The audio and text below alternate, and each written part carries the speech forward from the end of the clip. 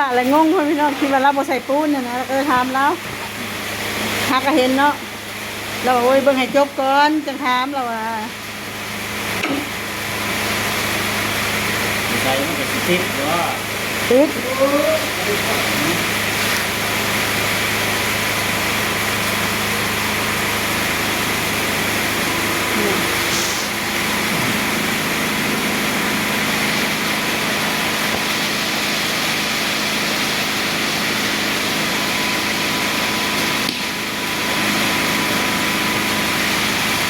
ติดกิโล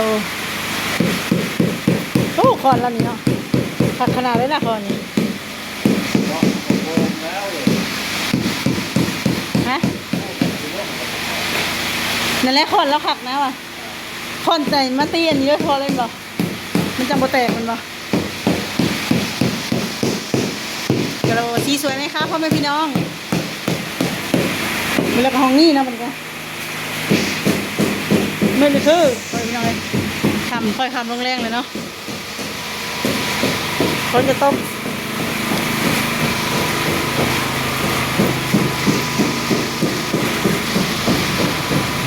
หลวงค่ะกระดังคือแบบว่าบรรยากาศที่จะเสียงฝนแล้วก็เสียงจักรปั่นไฟ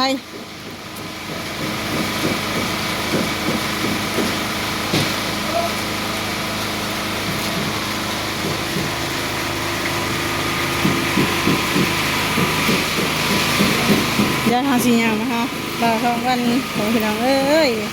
เดี๋ยวคือเขาเห็นในคลิปว่าเรื่องขาดองกันหอยพี่น้องพอดีทีนจะเห็นในคลิปน้องพามีเนาะว่าคุยกันเรื่องสินสอดขาดองอย่างนี้นะเขาก็เลยอยากรู้นะว่าแม่นแท้บ่นะโดยหันมาทางดีๆตัวขาดองเท่าไรก็ไปดาวน้ำเท่าไรก็10 ล้านทำ2 สลึงฮะงูตัวนึงนี่ว่างูเป็นงูตายตัวหนึ่ง ก็ถือว่าเป็นการเห็นแก่ความหักของเจ้า2 คนเนาะเป็นการเอาโบแพงเนาะถ้าว่าลูกหักผู้ได้แม่ก็หักน้ำนะก็ถือว่าเจ้าก็โชคดีเนาะในมาซ้อนนักเขียนการเจ้าเนื้อคู่ว่าซั่นซะได้เขาไม่ได้จะสิมันไม้กันบัดนี้เก็บเงินได้ก่อนปะ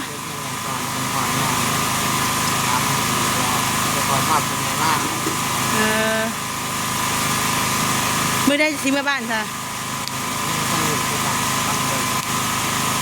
จะให้เรียกอยู่นี่เก็บเงินกันเนาะแต่ดีเลยแหละ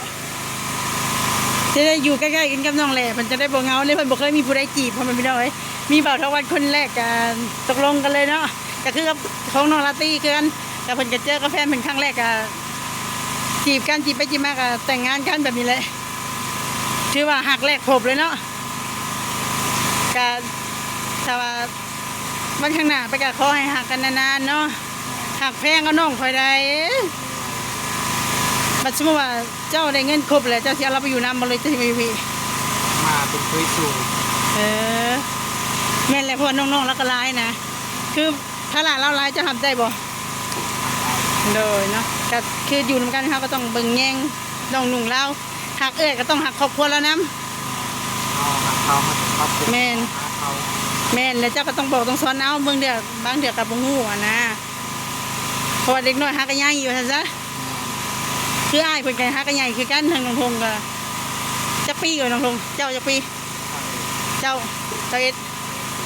น้องทงนี่ค่ะประมาณไหลๆกันไปจังเลยลุงก็ไปเนาะเคยเนาะชื่อไหลๆกันเลยนะมาเบิ่งมารอรุ่นกันต่อไปพ่อพี่น้องว่าสีเป็นยังไงเนาะบางเดือนก็มีFCเป็นซอยของมันก็มีได้ขาดองขาดจินสดเนาะเอ้ยให้เปล่าท้องวันเป็นสมหวังไว้นะดีใจบอกคันว่าสมมุติว่ามีมันเป็นซอยของมาเนาะแม่นเลยเพราะว่ากับมันสมบูรณ์เป็นเงินกับมันบลายเนาะเป็นใจเด็กๆน้อยเป็นซอยมากการคือแบบว่าสำหรับเฮามันกระลายเพื่อเฮาสิหาได้นะแต่ถ้าว่ามีผู้ใหญ่เป็นซอยเข้ามาแบบสนับสนุนอย่างเนาะให้เป็นฝั่งเป็นฟ้าเนี่ยเป็นก็เฮาก็ดีใจเนาะเพราะว่าเฮาก็สิได้เป็นมีครอบครัวไว้อย่างนั้นเนาะ ได้เบิ่งแยงหักแพงเอากัน บอกซ้อนในได้ดีบ่ดีอะเป็นคู่ผัวสมมุติว่าเป็นคู่ผัวเมียกันจ้ะเขาก็ต้องคอยบอกคอยซ้อนผัวขึ้นก็ให้เมียลงผัวลงก็ให้เมียขึ้นแบบนี้นะบ่ให้เถียงกันแบบว่าต่างคนต่างขึ้นแล้วมันสิกลายเป็นแบบว่าทะเลาะวิวาทตบตีแบบนี้นะคือเขาเป็นผัวเป็นเมียเขาต้องเชื่อฟังกันแหละกันมีหยังก็ปรึกษาหารือกันเนาะขนาด ไฟ ขนาดทุกมื้อนี่ก็ถ้าว่าเป็นแฟนกันซื่อๆจ้ะเขาก็ต้องมีหยังก็ต้องปรึกษากันเนาะก่อนสิคบกันบ่เขาต้องศึกษาดูใจกันก่อนอย่าเฮ็ดคือคู่ของข่อยเด้อของข่อยนี่โอ้ยตอนนึงแรกๆก็ดีแล้วหลังๆโอ้ยทั้งตบทั้งตีทั้งสารพัดเบาได้แบบนั้น มันจะเป็นกับจิตใจของผู้สร้าง บ่เฮาแฮกมันจะได้ก็ได้นั่นเด้อเฮาคิดว่าเขาดีสำหรับเฮาแต่พอได้อยู่นำกันใช้ชีวิตร่วมกันแล้วเขาก็เปลี่ยนไปหั้นนะคือมันวาสนาเฮาเป็นแบบนั้นคือเฮามันแฮกมันมาแบบนั้นมันก็ได้แบบนั้นหั่นแหละคือเฮาก็บ่ฮู้นะคนลวงหน้าว่าใครสิดีเนาะแต่ก็เชื่อว่าเจ้าเป็นคนดีเด้อฮักแพงกับน้องเขาเด้อดีใจเลยเนาะดีใจได้ผู้สาวเลยดิ ได้ผู้มาสวรรณเขตก็ได้มาเป็นเคยสวรรณเขตเลยพ่อพี่น้องเอ้ยก็ถือว่าเป็นบุญประมาณที่ว่าเฮ็ดบุญร่วมกันมาเนาะเฮาจังได้มาเจอกันอยู่นี่ บุญน้ำถ่ายมาขอกัน มาปุ๊บก็เจอรักแรกพบเลยพ่อพี่น้องเอ้ยหวานซึ้งเลยนะหน้าเขาก็คล้ายๆกันนี่เป็นเกณฑ์เนื้อคู่กันเนาะแม่น้ำมันปฏิเสธเลยพี่จะแม่ก็แม่อย่างเดียวเลย ปฏิเสธที่เขามาบนบานี่คือเวลาให้ทานเลยครับ มาNFCหลายๆคนเขาก็รุ่นอยู่ไหนแหละเขาก็เจ้าก็เป็นไอ้น้องแหลนแบบหน้าตาคล้ายๆกันก็ขอให้สมหวังไวๆเนาะขอให้แบบมีผู้ใหญ่ใจดีเพิ่นแบบว่าแนมเห็นความหักของสุเจ้าอ่ะนะเพิ่นก็อาจสิว่าแม่ตาซอยเข้ามาเนาะให้สมหวังไวๆคือห้องน้องทงนี่สายฟ้าแลบน้องทงนี่ผู้สาวมาอยู่น้ำเลยน้องทง คือแม่เพิ่นก็ใช่แต่ว่าแม่เพิ่นก็นำมากะในเมื่อลูกสาวหักอะแม่พ่อแม่ก็หักน้ำเนาะคือลูกสาวเป็นคนอยู่คนนอนแบบว่าเพื่อนกับลูกสาวเป็นคนปลุกคนสั่งเนาะแบบว่าเขาครอบครัวนะแต่ว่าให้แม่ตัดสินใจให้ก็บ่ได้หั่นนะเขาต้องแบบเอาใจอันนี้น้ำทั้งสองคนเนาะแม่ก็ต้องหักลูกแพงลูกหักผู้ใดก็หักน้ำแม่นเขาสิบังคับให้ลูกเขาไปหาโอ้มึงต้องหาผัวรวยๆเด้อนี่เด้อบ่ได้เขาต้องบอกว่าเจ้าหักไว้จะแต่ว่าต้องเบิ่งคักๆเด้อลูกเด้อ ถึงว่าคือเอากันไหนคือที่แม่แนะนำแต่ที่มันต่างกัน แม่นคนที่เขาอยากเอง คันเขาเลือกเองอะใครแน่เนาะเขาก็ต้องเบิ่งกันนำว่าต่อสมมุติว่าเพิ่นบังคับเขาได้ก็อยู่นำกันก็เฮาบ่มักเฮ็ดได้ซะมีแต่ผิดเถียงกันละล่ะนั่งแหละบ่ได้มามื้อนี้เนาะคนต้องมันมื้อเนาะเจ้าก็บ่ได้มาติเจ้าก็บ่สบายบ่เจ็บขาบ่ ฝนตก บ่เจ้าเจ็บขาบ่มื้อเช้านี่นะเจ็บมือบ่ปูนกัดแม่นบ่แม่นแหละคันว่าเจ็บนี่มันเฮ็ดยากปูนอ้ายข่อยก็ยังปูนกัดเราต้องให้เขาซื้อเนี่ยติดบาทมาให้ตลอดเลย ติดต่อไม่พูดไปด้วยไม่เข้าคนมันถูกคุณร้ายแล้วก็จับหนัก จักสิได้ยินเสียงเพิ่นหรือเปล่าเนาะพ่อพี่น้องพ่อเสียงจักดังแฮงเอาจังได๋ก็ขอให้สมหวังไว้ๆเด้อโอเคจ้ะเอาสบายดียิ้มเปื่อยๆเนาะยิ้มบ่ฮุบเลยน้องคนนี้เว้ยโอ้ป้าตกคำเลยเนาะพ่อพี่น้อง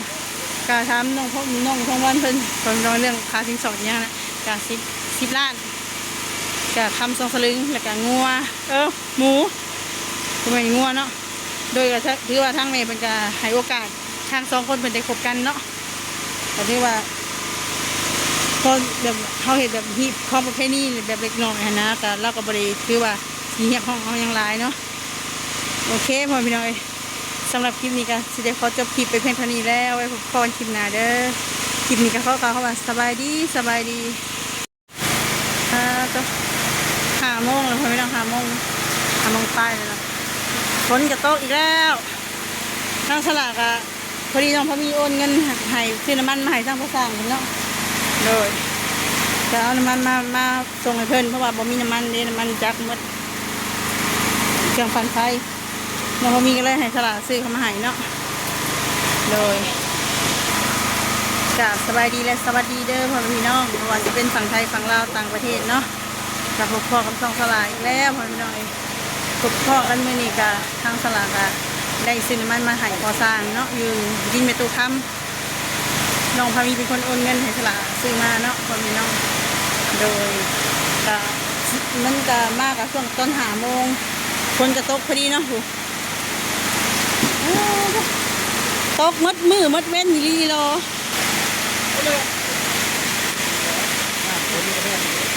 สบายดีเด้อสบายดีเด้อพ่อสั่งสบายดีเด้อปูกะโลบอกสบายดีตัวดำเนินการปูเลยเนาะ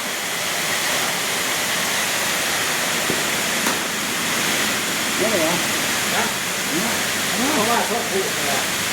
นี่เหรอนี่เหรอ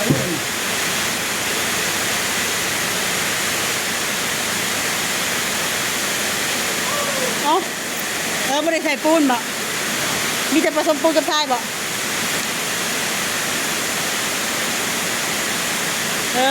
เขาหากระเห็นในหากระหูในวิธีปูกะโลป้าคนโตขักแท้ที่เขากับยังมือนี่โอ้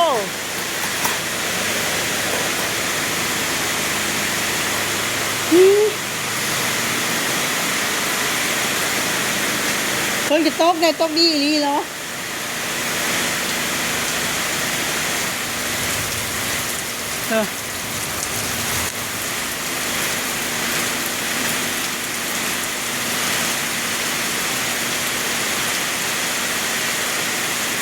บรรยากาศเนาะ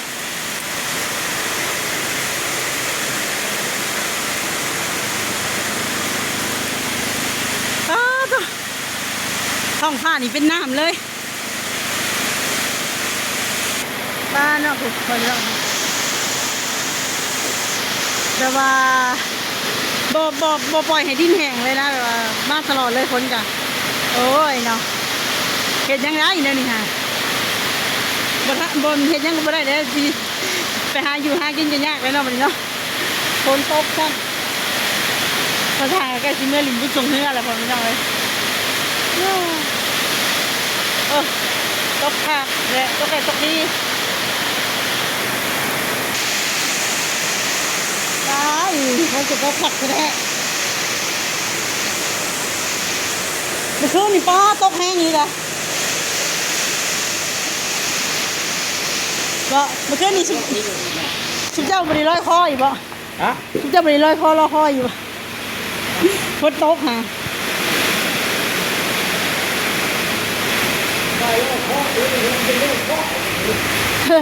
ว่ายน้ำอยู่เลยเนาะ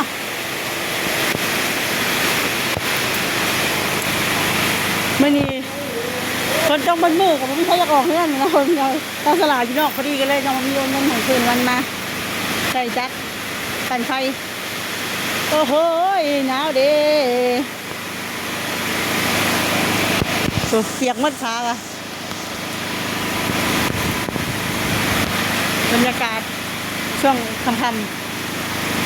แต่บุยุทธ์นี่ไว้ตากฝนเมื่อไรแล้วบัดนี้